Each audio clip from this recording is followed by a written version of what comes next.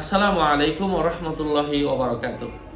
সম্মানিত প্রিয় উপস্থিতবৃন্দ, আজকের এই ভিডিওতে জানবো স্বপ্নে বিচ্ছু দেখলে কি হয়। সাথে যুক্ত আছে আমি মুফতি জুবাইর বিন ইমাম। আলোচনা বুঝতে সাথেই থাকবেন। যারা এখনো চ্যানেলটি সাবস্ক্রাইব করেননি, সাবস্ক্রাইব করতে ভুলবেন না। ভেরিফাই চ্যানেলের ডিসক্রিপশন বক্সে ক্লিক করলে আমার পেজ এবং আইডি আসবে। এটা ছাড়া আলাদা অন্য কোনো পেজ নেই, আইডি নেই, ইমো নেই, হোয়াটসঅ্যাপ নেই, টিকটক নেই। নাম ছবি দেখে বিভ্রান্ত হওয়া যাবে না। প্রত্যেক ভিডিওতে আলাদা আমি সাবধান করি, সতর্ক করি। বিচ্ছু দেখা স্বপ্নদ্রষ্টা তার কোনো আত্মীয় স্বজনকে হত্যা করবে। যদি দেখে বিচ্ছুকে আগুন দিয়ে জ্বালিয়ে দিচ্ছে, তাহলে তার শত্রু মারা যাবে।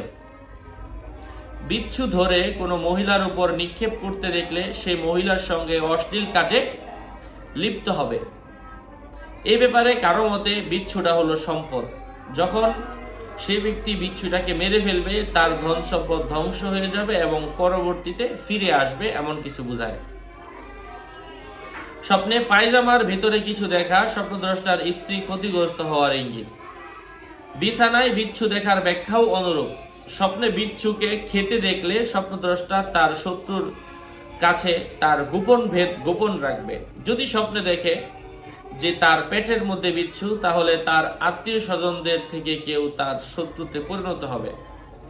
স্বপ্নদ্রষ্টা রান্না ব্যতীত কিছু খেতে দেখলে সে তার শত্রু থেকে ওয়ারিশ সূত্রে বা অন্য কোনো মাধ্যমে হারাম সম্পদ অর্জন করবে, এমন কিছু বোঝায়।